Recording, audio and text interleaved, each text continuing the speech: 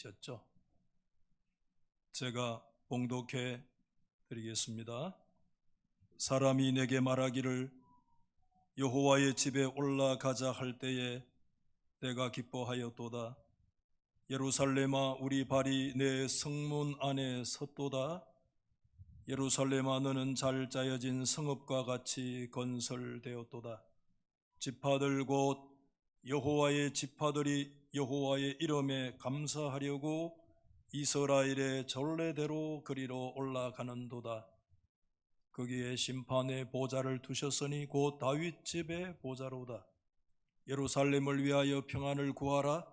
예루살렘을 사랑하는 자는 형통하리로다. 내 성 안에는 평안이 있고 내 궁중에는 형통함이 있을지어다. 내가 내 형제와 친구를 위하여 이제 말하리니 내 가운데 평안이 있을지어다. 여호와 우리 하나님의 집을 위하여 내가 너를 위하여 복을 구하리로다.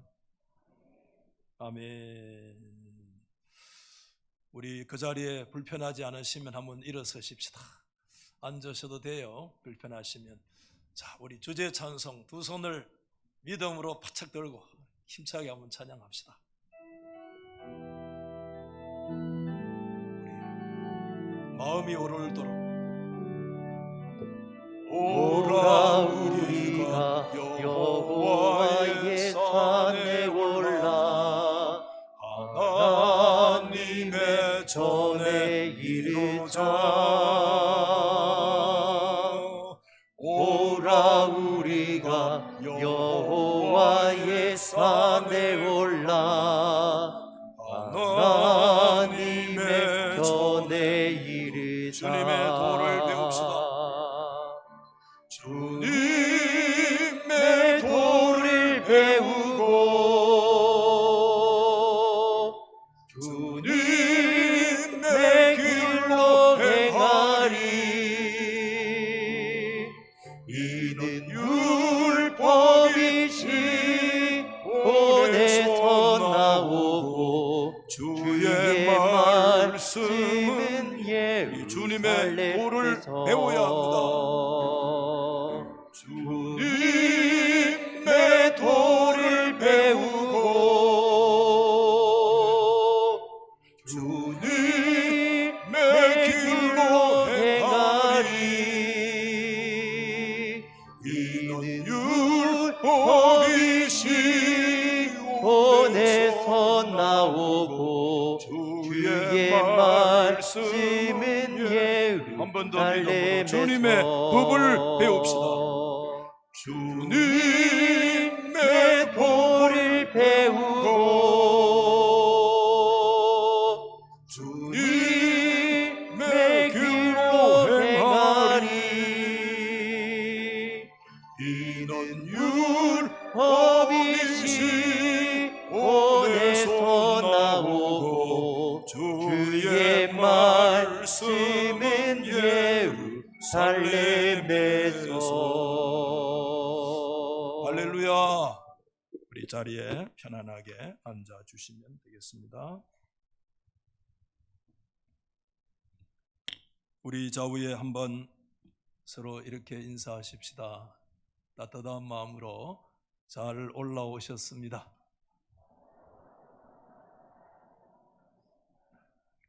산 넘어오는데 힘들지 않았어요? 강 건넌다고 고생 안 했어요? 하나님이 지켜주셔서, 건강 주셔서, 두 다리에 힘 주셔서 이 자리에 올라온 줄 믿으시면 아멘. 감사합니다. 오늘 성전에 올라가는 노래 세 번째인 122편의 말씀은 이전에 두 편의 시편과는 좀 달리 성전에 올라가는 노래라고 하는 표제만 있는 것이 아니고 하나의 표제가 더 적혀 있습니다. 뭐라고요? 다윗의 시라는 표제가 달려 있습니다. 우리는 15편의 성전 순례시 가운데 10편은 작자 미상이고 그 가운데 4편의 시가 다윗의 시로 구분이 되어 있는데 오늘 122편, 124편, 131, 133편이 다윗의 시로 구분이 되어 있고 한편 127편이 솔로몬의 시로 그렇게 구성이 되어져 있어요. 그렇다면 오늘 122편은 성전에 올라가는 노래 가운데 다윗의 첫 번째 순례의 시에 해당된다, 그렇게 말할 수 있겠죠. 우리가 이렇게 좀 정리하면 첫 번째 하나 질문이 생길 수가 있어요. 그게 뭐냐 하면, 목사님, 다윗 때는 예루살렘의 성전이 아직 세워지기 전인데 어떻게 오늘 122편이 다윗의 시가 될 수 있겠습니까? 다윗이 어떻게 성전에 올라가는 시라고 하는 그런 표제가 오늘 이 122편에 붙을 수가 있겠습니까? 그렇기 때문에 122편은 다윗의 시편으로 볼 수 없는 거 아니에요? 라는 질문이 충분히 생길 수 있죠. 또 학자들 가운데 그렇게 주장하는 사람이 왜 없겠습니까? 저도 그런 측면들을 놓고 한참 동안 제가 살펴보면서 오히려 저는 역설적인 하나의 깨달음을 가지게 된 것은, 성전이 세워지기 전에도 예루살렘은 이스라엘의 중심되는 도시의 역할을 잘 감당했죠. 하나님의 언약궤인 그것을 모셨던 성막이 있었기 때문에 본 시편을 다윗의 시편으로 보는데 어쩌면 무리가 없을 수도 있다 생각이 들고, 무엇보다도 여러분, 이스라엘의 역사 속에서 예루살렘을 여부스 족속의 손에서 빼앗아서 이스라엘의 명실상부한 수도로 삼은 사람이 다윗이었고, 그 수도에 하나님의 언약궤를 안치한 사람이 다윗이었다라고 하는 사실을 생각해 본다면, 다윗보다도 더 이 122편의 저자의 적합한 사람을 구약 성경 인물들 가운데 찾을 수 없다라고 하는 그런 확신을 가지게 되어졌어요. 자, 오늘 122편이 그런 면에서 다윗의 시편이라고 하는 것으로 제 마음속에 정리가 되자, 여러분 저를 보십시오. 제 마음속에 한 주간에 동일한 한 단어의 두 가지 다른 소리가 제 심령 속에 찾아와서 철썩철썩하고 자꾸 부딪히는 그런 역사가 제 속에 있었어요. 궁금하지 않아요? 목사님이 설교를 준비하려고 하나님께서 어떻게 성령께서 말씀을 이끌어 가실는지 제 생각이 어떻게 있는 게 때로는 아니거든요. 그런데 122편의 말씀을 읽었는데 동일한 한 단어의 두 가지 다른 소리가 설교자의 심령 속에 찾아와서 그게 자꾸 서로 부딪히는 그런 것들이 무엇일까? 성령님께서 오늘 이 말씀을 통해서 우리를 어디로 이끌어 가시려고 하시는 것인가? 그런 생각을 가졌는데, 그 첫 번째 소리가 오늘 여러분 2절과 3절 말씀에 한 번씩 반복적으로 나와 있는 얘기가 있어요. 그게 뭐냐 하면 예루살렘아라는 단어예요. 예루살렘아라는 단어. 여러분, 두 분이 오늘 언급이 되어져 있잖아요. 우리가 오늘 이 성경의 2절 3절에 반복되어서 나오는 예루살렘이라는 이 단어를 우리가 얘기할 때 우리는 그저 평서문으로 밋밋하게 그렇게 읽어서는 안 되는 단어예요. 이 단어는 다윗의 굉장히 벅찬 감격과 고백의 역사로 읽어야 되는데, 히브리어 원문대로 만약에 우리가 읽는다면 예루샬라임, 예루샬라임 그렇게 읽어야 돼요.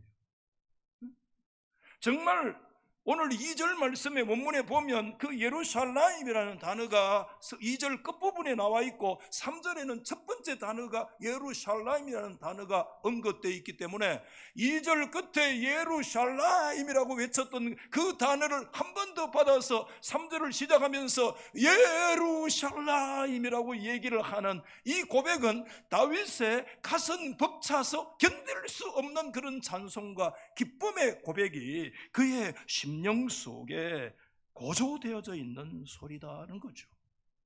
근데 두 번째 소리가 말씀을 묵상하는 목사의 가슴 속에 또 찾아왔어요.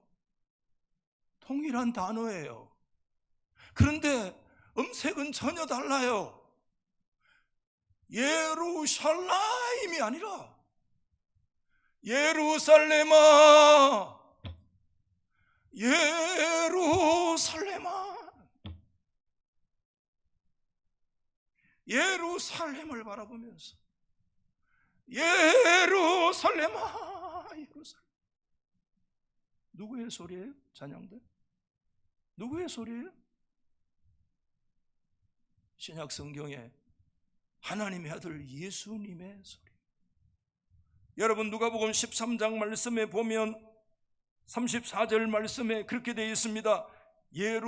예루살렘아, 예루살렘아. 주님이 말씀하신 거예요. 선지자들을 죽이고 너에게 파송된 자들을 돌로 치는 자여, 암탉이 이제 새끼를 날개 안에 모음같이 내가 너희를 자녀를 모으려고 하늘이 몇 번이냐. 그러나 너희가 원하지 아니했다. 너희 순종하지 아니했다. 문자적으로는 똑같은 예루살렘이라는 단어입니다. 그런데 여러분, 다윗은 이 예루살렘을 두 번 얘기할 때 예루살렘, 예루살렘, 기쁨과 주체할 수 없는 벅찬 감격으로 외쳤던 소리라고 한다면, 예수님께서는 그 예루살렘을 향해서 두 번 반복해서 얘기할 때 예루살렘아, 예루살렘아, 주님의 절규와 그 예루살렘을 바라보시는 주님의 탄식의 소리였다는 것이죠. 왜? 어찌하여 한 도시를 두고 다윗은 감격하여 벅찬 감성으로 소리치고 있는데, 다윗의 자손으로 오신 예수 그리스도는 그 도성 예루살렘을 바라보시면서 탄식하고 계셨습니까? 여러분, 예수님은 예루살렘을 보고 탄식만 하신 것이 아닙니다. 그 유명한 예수님이 종려주일에 어린 나귀를 타고 예루살렘의 도성에 입성하실 때, 여러분 저 뒤에 누가복음 19장 41절 말씀에 보면 예루살렘을 바라보시면서 예수님께서 뭐 하셨느냐 하면 성에 가까이 오사 성을 보시며 예수님께서 우셨다 얘기해요. 여러분, 신약 성경 가운데 하나님의 아들이신 예수님이 울었다는 것은 제가 알기로는 딱 3번밖에 언급되어 있지 않아요. 명시적으로 그 3번 언급되어 있는, 여러분, 하나님의 아들 예수님이 눈물을 흘리셨습니다. 슬퍼하시면서 여러분 때로는 탄식하셨습니다. 뭐를 바라보시고? 그 3번의 눈물을 흘리는 것 가운데 그 한 번이 예수님께서 그 예루살렘을 가까이 보시고 그 도성을 가까이 보시고 그 도성이 예수님의 눈에 들어오시자 예수님은 그 예루살렘을 바라보시면서 우셨습니다. 예루살렘아, 예루살렘아, 탄식하셨어요. 어떻게 기쁨의 노래가 슬픔의 탄식으로 변화가 되었는가? 무엇이 문제였습니까, 여러분? 오늘 우리에게 어디가 고장이 난 거예요, 여러분? 어디에 구멍이 생긴 겁니까? 어디에 영적인 구멍이 생긴 겁니까? 어디가 부르짖 깨어진 거예요? 어디가 무너진 거예요? 무엇이 깨어진 거예요?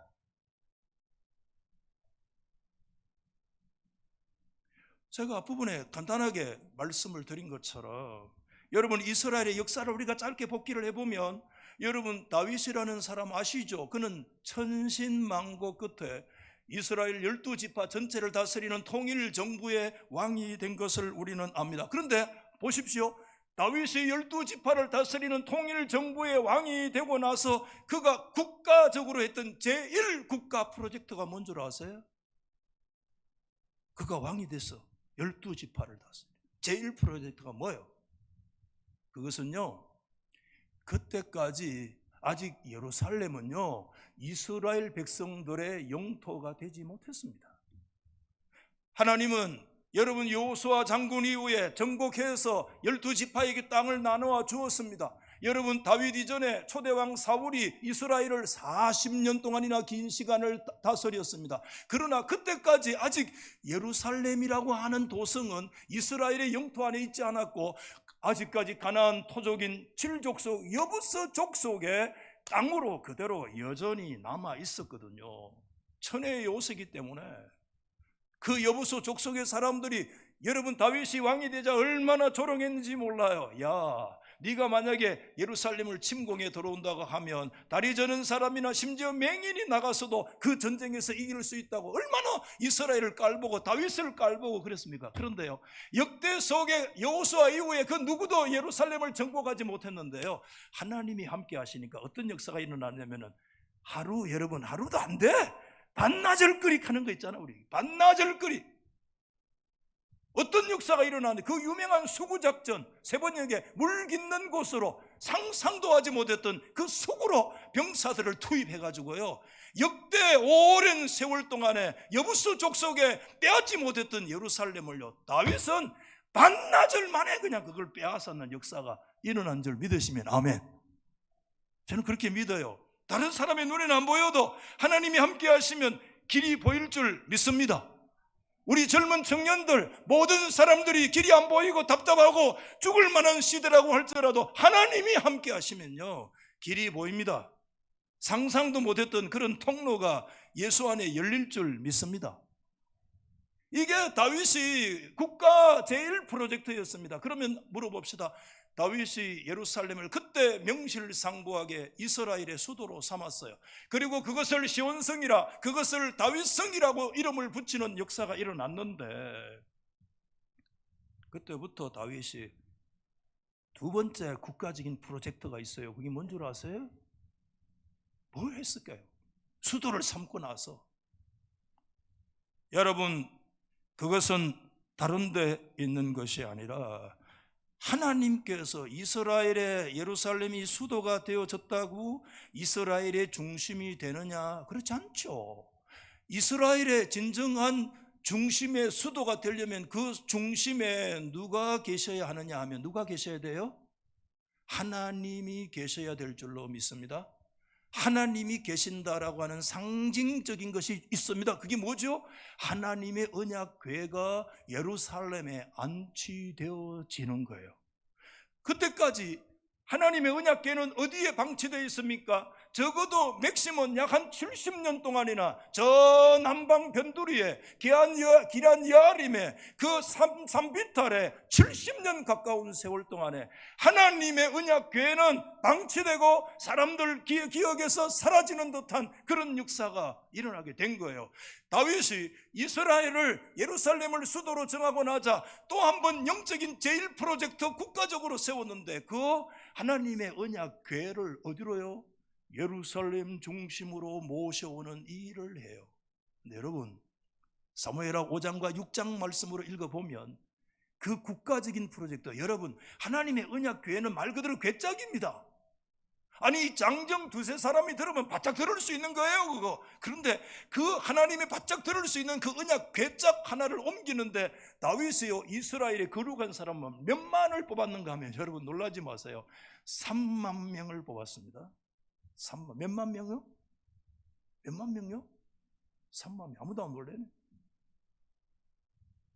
아니 궤짝 하나 옮기는데 일개 대대만 해도 될 건데 3만 명을 동원을 해가지고 그것뿐만이 아닙니다. 다윗과 온 이스라엘 백성들이 국가적으로 나와가지고 모든 동원할 수 있는 그 악기들을 총동원해가지고 하나님 앞에 연주하고 막 야단이 난 거예요. 막 춤추는 사람도 있고 70년 동안 저 변두리에 방치되었던 하나님의 언약궤가 드디어 예루살렘이 이스라엘의 수도로 정하여지고 명실상부한 국가의 수도가 되고 이제 하나님께서 이스라엘 중심에 오시는구나 오시는구나. 그래서 여러분 그때 새 수레에 싣고 올라오는데 나곤의 타작마당까지는 잘 온 거예요. 그런데 나군의 타작마당에 오니까요, 갑자기 각종의 소가 막 길길이 뛰는 거예요. 뛰니까 어떻게 됐어요? 그 아비나답의 아들 우사가 소를 몰고 올라오는데 소가 이러면 갑자기 뛰니까 하나님의 언약궤가 넘어질 거 아니에요. 그러니까 본능적으로 그 언약궤를 붙들었는데 하나님이 진노하셔서 그 현장궤 옆에, 성경에 보면 사무엘하 현장궤 옆에 우사가 죽어 나자빠진 거예요. 이야, 여러분, 하나님 너무하신 거 아니에요? 응? 여러분, 다윗이 정말 3만 사람들을 뽑아서 대오를 정하고 하나님의 언약궤를 새로운 수레에 올리고 온 이스라엘과 수많은 동원될 수 있는 악기들이 국가적으로 대대적인 잔치가 이루어지는 가운데 이 나곤 타작마당에서 소가 뛰고, 그때 아비나답의 집에 70년 가까이 하나님의 언약궤가 있었는데 그 집의 아들인 우사가 소 몰고 오다가 그때 법궤 붙들어서 하나님 앞에 진노받아 그날 그 잔치에 그 하나님의 언약궤 옆에 아비나답의 아들 우사가 나가 떨어져 죽었다. 이게 기가 막히는 일 아니고 뭡니까 여러분?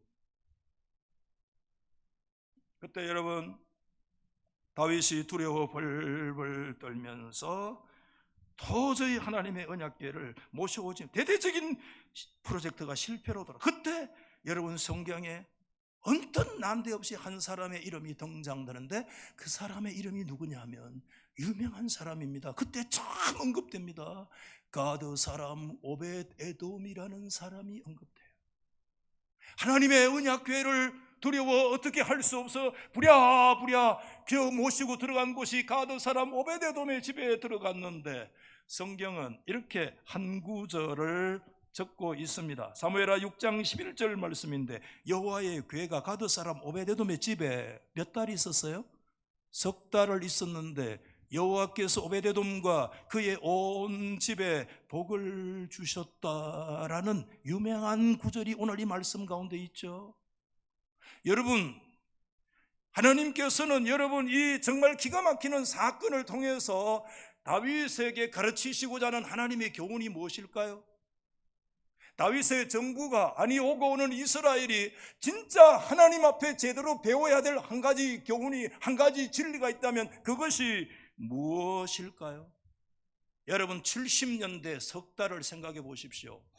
산에 있는 아비나답의 집에는 하나님의 언약궤가 70년 동안 있었지만 여러분, 70년 동안 그 아비나답의 집에 있을 때 아비나답이 하나님 앞에 복을 받았다, 그 집에 대박이 터졌다, 형통하는 역사가 일어났다고 성경에 어디 한 구절 찾아볼 수 있습니까? 그런 구절 없어요. 그런데 오히려 그날 우사의 아들이 죽었어요, 그 장에서. 그런데 여러분, 난데없이 나타났던 오벳 에돔은 하나님의 언약궤를 원치도 않았던 그 언약궤가 자기 집에 와서 석 달을 지나는 가운데 하나님께서 오벳 에돔과 그의 온 집에다가 복을 주고 그 복 주었다는 소문이 온 이스라엘에 전거될 수 있는 그런 역사가 일어나게 된 거예요. 여러분, 70년과 석 달 무슨 차이라고 생각하십니까? 여러분, 70년과 석 달 무슨 차이라고 생각하세요? 저는요, 어쩌면 한 집에서 그 궤짝은 말 그대로 궤짝이었습니다. 그러나 오베드돔의 집에 하나님의 언약궤는 비록 석 달밖에 안 되는 70년과 비교도 될 수 없는 짧은 기간 있었지만 그때 그 하나님의 언약궤는 단순한 궤짝이 아니라 하나님의 임재였으며 하나님의 현존이었으며 그들이 하나님 앞에 서 있는, 오늘 이 70년과 석 달의 차이가 무슨 차이라고 생각하십니까, 여러분? 무슨 차이라고 생각하십니까? 저는 여기에서 한 단어를 말씀을 드리고 싶어요. 바로 예배라는 단어예요. 예배라는 단어예요. 여러분, 오늘 하나님께서요, 그 오베데돔을 통해서요, 그때 다윗의 정부에게 하나님께서 다윗이 진짜 통일 정부를 시작하면서 이제 왕조를 본격적으로 열어가면서 하나님이 그 다윗에게 진실로 가르치기를 원했던 것이 있습니다. 그게 뭔 줄 아십니까? 예배예요. 오고 오는 이스라엘이 진짜 하나님 앞에 배워야 될 유일한 하나의 진리가 있다면 그 진리는 예배예요. 예배를 바로 배워야 됩니다. 예배의 나라가 되어야 된다는 것입니다. 오늘 목사님 시편 122편의 말씀을 읽어놓고 2절과 3절에 언급되어 있는 예루살렘이라고 하는 한 단어만 언급된 다음에 지금까지 전혀 다른 엉뚱한 이스라엘의 역사를 지금 얘기하고 있는 것 왜 그렇습니까? 저는 그렇게 엉뚱한 얘기라고 지금 생각하지 않습니다. 여러분, 우리가 오늘 120회부터 134편까지 여러분 성전에 올라가는 노래에 대한 것을 묵상할 때 하나님 앞에 놓치면 안 되는 것이 있어요. 그게 뭐냐? 가장 기본적인 질문입니다. 받아하십시다. 우리가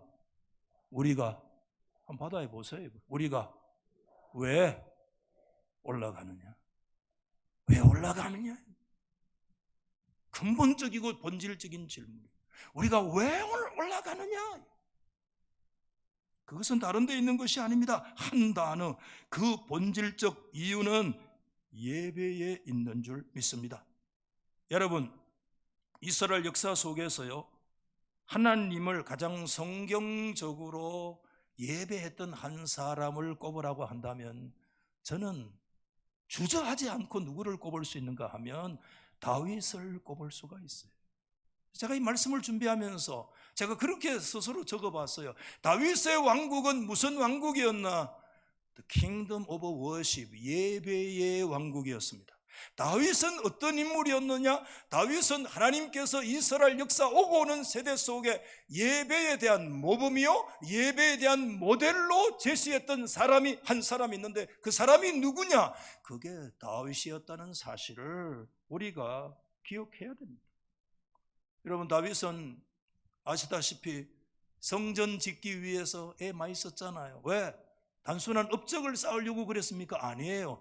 그 다윗이 하나님의 성전을 그렇게 짓기를 원했던 그의 마음 깊은 곳에는 하나님을 예배하고자 하는 마음인 줄 믿습니다. 근데 다윗은요, 물리적인 성전을 짓지는 못했지만 그러나 다윗의 심령 성전이 하나님 앞에 세워졌어요. 그런 반면에 그의 아들 솔로몬은 나무와 돌로 황금으로 물리적인 성전은 지었지만 솔로몬의 심정 속에 있는 하나님의 심령 성전이 건축되지 않았다는 것입니다. 여러분, 그 이후에 성경을 보십시오. 성경 어디에도 하나님이 이스라엘 솔로몬의 성전 안에 거하시겠다는 말씀이 별로 없어요. 오히려 받아하십시다. 하나님은 다윗의 장막에 거하리라. 그 다윗의 장막이라는 것이 뭡니까? 텐트를 말하는 겁니까? 아니에요. 그의 심령 속에 세워진 하나님, 그분을 하나님의 말씀과 규례와 성경의 원리대로 믿음으로 예배하기를 진실로 원했던 그 다윗의 심령 속에 있던 그 다윗의 심령 위에, 다윗의 그 장막 안에 여호와께서 내가 그곳에 거하리라. 심지어 예레미야 시대는요, 하나님께서 뭐라고 그랬어요? 예레미야 선지자에게 저 성전 앞에 가가지고 사람들 예배하러 오는 사람들 앞에 가서 삿대질 하라고 그랬어요. 왜? 너 왜 여기 오냐? 이게 성전이니까, 이게 성전이야, 이게 성전이야, 이렇게 비웃고 삿대질 하라고 하나님이 선지자에게 얘기했어요. 그렇기 때문에 여러분, 제가 오늘 이 말씀을 드리는 이유는 오늘 이 122편의 말씀은 우리 가운데 뭐를 가르치고 있는가 하면 우리가 왜 오르느냐 뿐만 아니라 우리가 어떤 자세로 오르느냐, 하나님의 성전에 올라가는 사람이라면 반드시 뭘 가져야 되느냐 하면 다윗의 심령을 가져야 된다. 할렐루야. 그러므로 여러분, 오늘 122편은 순례의 길을 출발하는 자들이 가져야 될 영적인 자세를 가르치고 있다고 저는 그렇게 믿는데, 여러분들이 오늘 이 시편 말씀을 그냥 이렇게 문자적으로 읽어보면 오늘 2절 말씀에 예루살렘아 우리의 발은 이미 네 성문 안에 서 있다. 굉장히 감격적인데, 성문 안에 이미 발이 들어와 있어요. 그러면 이게 이 순례의 길이 이미 맞춰진 거 아니에요? 그렇죠? 122편은 순례의 길을 마친 것처럼 그렇게 얘기를 하고 있지만 저는 꼭 그렇게 생각하지 않아요.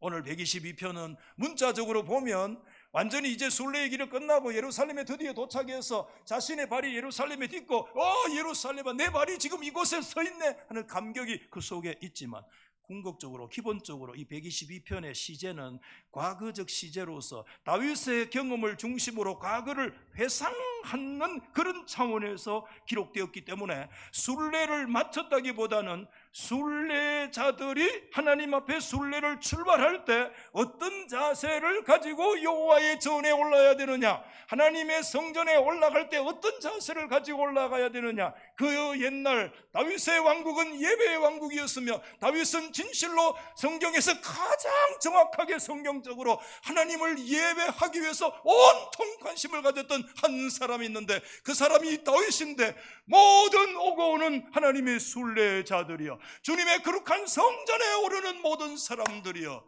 사랑하는 사람들, 그 심령 속에 어떤 자세를 가져야 되느냐? 다윗의 심사를 가지고 하나님의 거룩한 성전에 올라야 된다. 이게 122편입니다, 여러분. 우리가 오늘 이 말씀 안에서 하나님 앞에 보다 조금 더 근본적인 질문을 던져야 될 것이 뭐냐 하면, 우리가 흔히 그렇게 익숙해, 이미 뭐 너무 그냥 매너리즘에 빠져 있는 단어가 예배라는 단어잖아요. 예배가 뭐냐? 아니 도대체 왜 이스라엘의 지파 흩어진 사람들은 그렇게 막 미친 듯이 막 저녁에 흩어져 있는 동서남북 사방팔방에서 왜 예루살렘으로 성전으로 왜 그렇게 끌어모였느냐 이 말이야. 왜 그렇게 모여야 돼? 응? 왜 예배에 그렇게 모이는, 왜 사람들이 그렇게 왜 예배는 그렇게 많은가? 주일 한 번만 드리면 되는데 왜 막 저녁에 오후에 드리고 뭐 수요일 새벽기도도 하고 왜 그래야 되느냐? 저는 오늘 이 부분에서요, 영성가 유진 피터슨의 한 길 가는 순례자의 도움을 조금 받았다는 것을 여러분에게 말씀을 드리면서, 피터슨은 이런 질문을 우리 가운데 던지고 있습니다. 이렇게 보세요. 왜 예배 없는 그리스도인의 삶을 찾아볼 수 없는가? 여러분, 그리스도인의 삶 속에 그리스도인이라면 예배가 없는 삶은 상상 못한다는 거예요. 예배 없는 그리스도인의 공동체를 찾아볼 수 없는 것이가 왜 그럴까? 그리스도인의 공동체를 왜 모이면 항상 예배를 드릴까? 왜 기독교가 현존하는 곳이고 예배가 일반화되지 않은 곳이 없는가? 왜 그렇게 기독교인들은 기꺼이 그렇게 열심으로 그렇게 끌어모이는가? 왜 그렇게 예배를 드리는 것일까? 여러분, 왜 그럴까요? 오늘 우리가 왜 한자리로 지금 다 이끌어 모였습니까? 얼마든지 좋은 일고 기쁘고 즐거운 일들이 얼마든지 많고 얼마든지 우리의 마음을 시원하게 드릴 일들이 많은데 왜 오늘 주일날, 왜 오늘 이곳에 또 끌어 모였습니까? 한 달에 한 번 정도만 정해놓고 그렇게 모일 수 있는 거 아닙니까? 아니면 단기별로 모일 수 있거나 분기별로 모일 수 있을 정도도 안 됩니까? 초파일에 한 번 가듯이 크리스마스 때 부활절에 한 번씩 갈 수도 있는 것 아닙니까? 왜 우리가 반복적으로 지속적으로 우리가 왜 끌어 모여야 되느냐? 도대체 뭐냐 이거?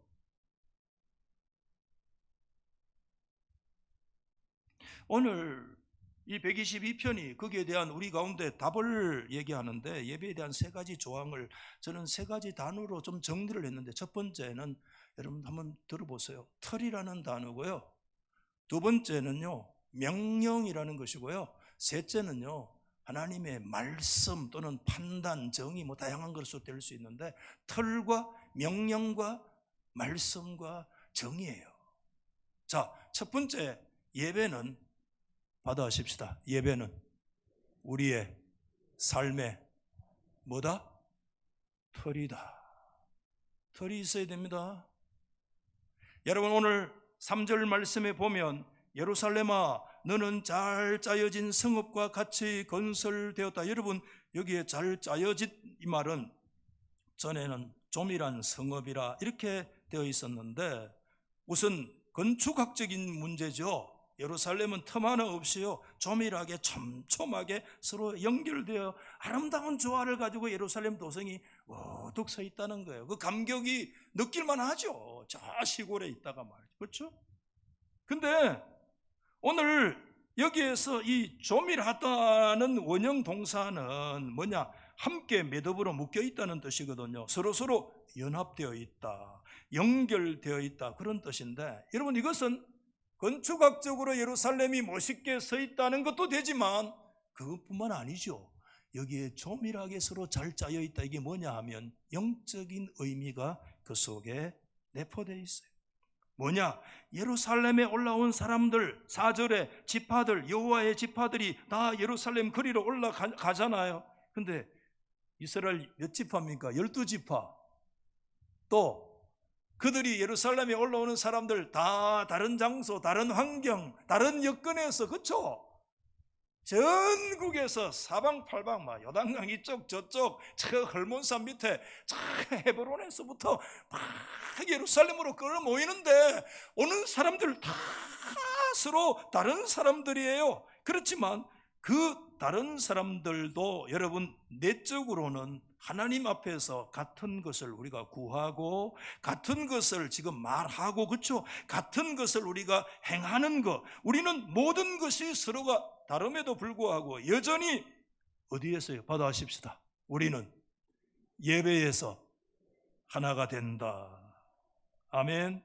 마치 예루살렘 도성이 건축학적으로 조밀하게 잘 서 있는 것처럼 하나님의 백성들이 저녁에서 전혀 다른 사람들이 몰려왔지만 예배 안에서 내적인 아름다운 연합을, 하나님이 예루살렘을 아름답게 건축하신 것처럼 오늘 여러분 우리가 각자 이렇게 지금 뚝뚝 거리를 두고 떨어져 앉아 있지만 오늘 이 예배 안에, 그리스도 안에, 말씀과 성령 안에 하나님은 우리 모두를 그리스도 안에서 하나로 조밀하게 연결하는 영적 건축의 역사를 하나님이 일으키시는 줄 믿으시면 아멘.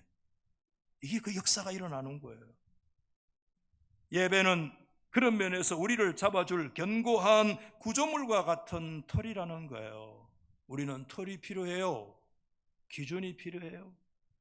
예수 믿으면서 예배라고 하는 이 털을 여러분 놓쳐버리면요, 이 털이 뭐냐 하면 수 놓는, 여성들 수 놓는 털이 있잖아요. 털 없이 수 놓을 수 있어요? 털 없이 수 놓을 수 있어요? 털이라고 하는 거, 수를 놓는 거, 우리 신앙생활 수 놓는 거하고 비슷한데 여러분 그 털이 얼마나 중요해요. 그 털이 없으면 수 못 나요. 다 엉망되고 말아요.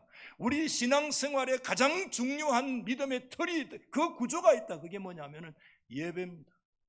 우리는 주일마다 잘 짜여진, 탄탄하게 지어진 지파들이 올라가는 그곳으로 우리는 올라갑니다. 거기에서 인생에 대한 역동적인 하나님의 정의를 우리는 얻게 됩니다. 하나님께서 어떻게 우리 인생을 창조하셨는지, 하나님께서 오늘 우리 인생을 어디로 지금 인도하시는지 우리는 그 길을 만나게 됩니다. 우리가 지금 서 있는 장소가 어딘지를 비로소 알게 되는 장소가 어디냐 하면 그게 여러분 예배의 장소요, 현장인 줄 믿으시기를 바랍니다. 예배는 우리를 붙들어주는 털이에요. 그리스도인에게는 예배가 있습니다. 두 번째, 예배는 하나님의 명령입니다. 지파들 곧 여호와의 지파들이 여호와의 이름에 감사하려고 이스라엘의 전례대로 그리로 올라간다, 그렇게 얘기를 했는데 여러분 제가 시간상 다 말씀을 드리지 못합니다만 여기에서 중요한 단어 하나가, 왜 그렇게 많은 사람들이 예루살렘으로 예루살렘을 향해서 올라가느냐, 올라가는 가장 본질적인 목적이 뭐냐를 딱 한 단어로 얘기를 하고 있는데 그 단어가 뭐냐 하면 감사하려고. 아멘. 감사하려고. 단순히 감사만을 얘기하는 게 아니에요. 땡스, 이게 찬송도 되고 손을 들어, 표시가 이 근본적으로 동사가 손을 든다는 동사에서 나왔어요. 손을 들어. 히브리 사람들은 손을 들어서 기도했거든요. 손을 들어 기도하고 손을 들어 감사하고 손을 들어 하나님 앞에 찬양한. 여러분, 우리가 오늘 하나님 앞에 예배의 본질적 목적이 뭐냐 하면 하나님의 은혜에 감사한 줄 믿습니다. 구체적으로 설명드릴 건 많이 있는데 생략하겠어요. 근데 오늘 이 부분에서 4절에서 한 가지 조금 짚고 넘어가야 될 거 있어요. 그게 뭐냐 하면 감사함으로 우리가 하나님께 올라가는데 이런 질문할 수 있죠. 아이고 목사님, 이번 주일에는요 이런저런 일들로 인해서 내 마음이 별로 감사의 상태가 되지 못해요. 그래서 이 감사 마음이 없는데 내가 하나님 앞에 가서 찬양 드린다고 그거 위선적인 거 아니겠습니까? 오늘 여러분 찬양대 너무 감사한데 오늘 찬양대 가운데 정말 감사함으로 온전한 심령 속에서만 찬양한 사람 그런 분들이 많이 있는 줄 믿습니다. 조금 들여다보면 우리 심령은 그렇지 못해요. 그렇잖아요. 그때 좀 쉬면 안 됩니까? 내 마음이 이렇게 상해 있는데, 내 마음이 이렇게 상처가 나고, 내 마음이 이렇게 감사한 마음이 전혀 없을 때 좀 내려놓아야 될 거 아니에요? 라고 얘기해요. 오늘 여러분 4절 말씀 다시 한번 보여주세요. 본 시편의 말씀을 한번 보여주십시오. 여호와의 이름에 감사하려고 이스라엘의 전례대로 그리로 올라간다라고 하는 말, 이게 NRSV 제가 밑에 찾았는데 그게 뭐라고 되냐면, 영어 미안합니다, as we 한 단어만 보십시오. decreed라고 되어 있습니다. decreed for Israel. decreed가 뭐냐 하면 하나님의 명령입니다. 그래서 저는 이렇게 이 부분을 사역을 제 스스로 했습니다. 사역을 한번 보여주시기 바랍니다. 그 다음에 방송실, 너희가 그렇게 하고 싶으냐 싶지 않으냐가 그렇게 중요한 것이 아니다. 무슨 말인지 이해되세요? 목사님, 오늘 도저히 내가 교회에 올라갈 마음이 아니에요. 그런 감사의 마음이 내 마음에 전혀 없어요. 내 심령은 지금 바닥이에요. 나는 이런 마음으로는 도저히 하나님 앞에 갈 수 없어요. 차라리 하나님 앞에 가서 위선적으로 예배하느니 내가 쉬는 게 더 정직한 거 아니에요? 라고 말할 수 있는 그런 것이 우리 속에 있어요, 없어요? 수많이 우리 속에 밀려오고 그런 역사들이 우리에게 매일매일 다가. 제가 다시 말씀드렸잖아요. 정말 기쁨과 감사의 마음이 온전해서 그런 마음으로만 100% 순전하게 하나님을 찬양하는 사람, 오늘 우리 가운데 몇 사람이나 되겠습니까? 오늘 그런 마음으로만 이곳에 와서 하나님께 예배하는 사람이 도대체 몇 사람이 되겠습니까? 저는 오늘 이 4절의 말씀, 이 RSV 영어 버전을 보면서 굉장히 깨달았어요. 이게 하나님의 천명이구나, 하나님의 선포구나, 하나님의 명령이구나, 이게. 그래서 여러분, 저는 우리 예배하는 사람들이 하나님 앞에 강제로 예배해서 되겠습니까? 자원하는 예배로 설 수 있기를 소망합니다. 그러나 그 말은요, 목사님, 꼭 자원하는 마음이 있을 때만 내가 하나님 앞에 예배 드려야 된다는 말은 아니에요. 만약에 저와 여러분들의 감정이, 우리의 삶의 영역이 굉장히 중요한 영역이 감정인 거 알아요. 그러나 우리의 감정은 때로는 굉장한 거짓말장이라는 것을 하나님 앞에 인정해야 됩니다. 우리의 감정이 굉장히 중요한 것이지만 때로는 믿음의 영역에 들어가면 감정은 거짓말장이로 우리 가운데 우리를 속일 수 있다는 사실을 하나님 앞에 인정을 해야 됩니다. 만약에 저와 여러분들 정말 온전히 내 마음속에 하나님을 향해서 전례대로 하나님께 감사할 마음이 있을 때만 우리가 예배를 한다면, 여러분 1년 52주 가운데 여러분 몇 번 하나님 앞에 예배를 드릴 수 있을 것이라고 정직하게 말할 수 있습니까? 우리에게 그런 날은 영원히 오지 않을지도 몰라요. 우리의 예배는 우리의 감정을 기준으로 세운다면 끝이 날 줄 몰라요.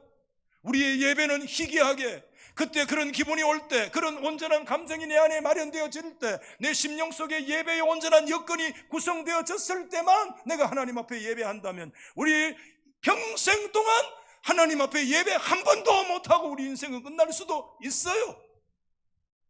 그러므로 저는 믿습니다. 한번 받아하십시다. 그리스도인들은, 다 받아보세요. 그리스도인들은 감정에서 행동으로 가는 자들이 아니고 순서를 바꿔야 돼요. 우리는 행동에서 나가서 하나님이 그 감정을 발전시키는 방향으로 나아가는 것이 그리스도인들의 삶인 줄 믿으시기를 바랍니다.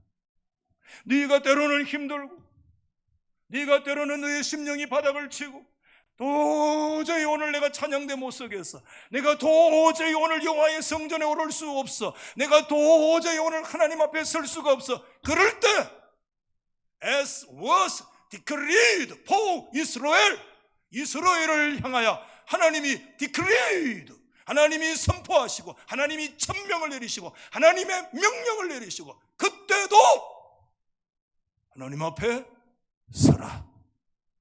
아멘 하세요. 그때도 하나님 앞에 서라. 너의 감정에 속지 말아라. 아멘. 말씀 하나 더 정리하고 마칠게요. 세 가지라고 그랬잖아요. 세 번째가 뭐냐 하면 예배는 하나님의 말씀이라고 적었는데, 여러분 5절 말씀에 거기에 심판의 보좌를 두신, 전에는 판단이라고 그랬어요. 그 다윗 집의 보좌로다라고 하는 말씀이 있어요. 여러분 여기에서 심판이라고 하는 단어가 판단이라는 뜻도 되고요, 여기에서 이 헬라, 이 히브리어의 뮤시파트가 무슨 뜻이냐 하면은 정의하는 거 있죠. 정의, 자스티스 하는 거 있죠. 예? 정의가 있어야 되잖아요, 여러분. 그러니까 오늘 이 심판의 보좌라는 것은 판단의 보좌라는 것이고, 그것은 하나님의 정의를 선포하시는 정의의 보좌라고 하는 말이 돼 뮤시파트라는 단어가 그런 뜻이기도 해요. 그런데 왜 오늘 여기에서 판단의 보좌라고 하는 단어를 말씀하고 있는가 하면, 여러분 마지막입니다. 예루살렘은 하나님 앞에 예배하기 위해서 천역에서 사람들이 올라오는데, 자, 지파도 다르고 온 지역과 형편이 다 달라요. 여러분 그들 가운데 제가 아까 말씀드렸죠, 그들의 심령 상태에서 온전히 하나님을 찬양할 만한 샬롬의 마음 상태를 가지고 있는 사람 과연 몇 프로나 되겠습니까, 여러분? 그들이 하나님의 성전에 오르지만은 그들의 심령 속에는 억울함이 있어요. 그들의 심령에는 질병의 고통에 눌려 있어. 인생의 쓴맛을 보고 실패 속에서 하나님 앞에 고통하고 쓰러지고 다시 일어설 수 없는, 뜻하지 않는 큰 질병을 만나서 그 질병에 눌려서 더 이상 하나님께 갈 수 없는, 인생의 물질적인 관계 속에 비틀어져서 정말 우리 인생이 바닥을 치고 바닥을 치는 그와 같은 상황 속에 있는 사람들, 동서사방 이스라엘 각 지파, 주님의 여호와의 지파들이 여호와의 거룩한 산으로 지금 믿음으로 오르는데, 여러분 그들 가운데 하나님을 온전히 찬양할 만한 샬롬의 심령으로 온전히 그들의 심령 속에 채워진 사람이, 여러분 그 여호와의 전례에 따라서 올랐던 하나님의 백성들 가운데 몇 프로의 사람들이, 오늘 예배당에 올라온 우리 가운데 몇 프로의 사람들이 그래 내가 하나님을 찬양할 마음이야, 그런 컨디션이 나에게 모든 것이 갖추어져 있다고 얘기할 사람, 오늘 우리 가운데 과연 몇 프로나 됩니까, 여러분? 그렇지 않아요. 오늘 지금 우리 가운데 눈물이 있어요. 예배 마치고 교육가실 들어오면 간이 철렁해요. 암이 발견됐어요. 뭐가 발견됐어요? 뭐가 생겼어요? 목사님 기도해 주십시오. 제가 전능자도 아닌데, 하나님 아버지, 하나님의 백성들이 주의 전에 오를 때 그들이 마음이 갈기갈기 찢어지고 마음이 고통당하고 슬프고 질병에 눌리고 두려움과 벌벌벌벌 떨면서도 여호와의 전례를 따라서 거룩한 산에 올라와 있는 주님의 백성들, 그들이 억울하고 이 세상의 유전무죄 무전유죄로 그들이 정말 이 세상의 억울한 소리를 듣고, 그런 자들이라도 여호와의 거룩한 성전에 믿음으로 그들이 올라와 있어. 그때 그 미시파트가 왜 정이냐? 그때 하나님께서요, 메이스라는 주석가의 주석을 한번 참조하고 마칠게요. 보여주세요. 메이스는 이렇게 주석했어요. 순례 기간은 법정에서 해결이 안 된 수많은 충돌들도 그때 여러 여로에 제출될 수 있는 시기인 것 같다. 학자들도 삶의 다양한 영역에 법정에 가서도 자신의 정당성을 억울해. 정의를 받지 못했어. 유전무죄야, 무전유죄야. 지금도 사법부에 뭐 정의가 써있니 안 써있니, 21세기 대명천재도 그런 소리를 하는데, 여러분 고대 사회에서 서민들이, 평민들이 법정에 가가지고 자신들이 원하는 온전한 그런 자스티스, 정의를 받을 수가 있겠습니까? 갈수록 상처받아요. 상처받아요. 그 말로 다 할 수 없는 고통과 불의와 억울함과 눈물이 그들 가운데 뒤범벅이 되어져 있지만, 그때 그 성전에 올라가서 그때 공동체의 평화는 정의 구현이 돼. 제가 마지막에 이 단어가 너무 가슴에 와닿는 거예요. 받아하십시다. 순례는 샬롬을 찾는 여행이다. 그때 여러분 하나님의 예배의 공동체에 서 있을 때, 그때 하나님의 말씀이 선포되어질 때, 그때 그 말씀이 그의 심령 속에 하나님께서 그의 사태를 바로잡고 그들 속에 있는 문제를 해결하고, 하나님의 말씀이 선포되는 장소가 판단의 보좌라고 하는 곳이 말씀이 선포되는 장소이기 때문에 제가 말씀을 정했거든요. 여러분, 그때 하나님의 말씀이 한 가닥이 올 때, 그때 내 안에 억울 안에 눈물이 하나님 앞에 해결되고, 그때 용서가 내 안에 일어나게 되고, 이상하게 찬송 한 소절 전에도 불렀던 찬송인데 그 찬송 한 절이 내 안에 오는데, 그때 내 안에 엉거리졌던 것들이, 그때 내 안에 억울했던 것들이, 그때 내 안에 고통스러웠던 것들이 물러가고, 그때 꼬였던 것들이 풀어지고, 그때 기도하는 그 기도의 한 소리를 듣고 내가 하나님께 기도하는 기도의 한 단어 속에서 하나님의 역사하고 주의 성령님의 역사하는, 여러분 이것이 예배의 장소인 줄 믿으시면 아멘. 아멘. 그 역사가 일어나는 거예요. 오늘 말씀 마치겠습니다. 6절 이하 9절 말씀까지 제가 다 말씀드려야 되는데 말씀 못 드려요. 거기에 핵심 구절은 한 단어인데, 평안이 있을지어다, 평안이 있을지어다, 세 번이나. 예루살렘 예루살렘은, 예루샬롬은 샬롬의 다시 평안이 있을지어다, 샬롬이 있을지어다. 여러분, 순례는 샬롬을 찾는 여행인데, 샬롬은 하나님의 백성들이 하나님 앞에 예배하는 때, 하나님은 여호와 샬롬이라, 샬롬은 하나님께로부터 오는 역사인 줄 믿으시기를 주의 이름으로 축복합니다. 오늘 말씀은 마칩니다. 오늘 저와 여러분의 심령 속에 예루살렘이라는 한 단어를 두고 여러분은 어떤 소리가 여러분의 심령 속에 있습니까? 다윗의 고백과 찬송과 감격입니까? 예루살렘, 아니면 하나님의 아들 예수 그리스도가 나를 바라보시고 내 심령 성전을 바라보시면서 예루살렘아 예루살렘아, 아무개야 아무개, 무슨 차이입니까? 이새의 아들 다윗을 만나니 내 마음에 합한지라. 그의 심령 속에 예배의 차이가 아니겠습니까? 예배가 살아있는 심정, 다윗의 장막에 내가 거하리라. 예루살렘, 예배가 무너진 우리의 심령들, 강도의 구렬이 되어져 있는 우리의 심령들, 주님이 오늘 그 심령 성전을 바라보시면서 예루살렘아 예루살렘아. 성도 여러분, 오늘 하나님 앞에 우리의 예배가 회복되어지고, 아멘.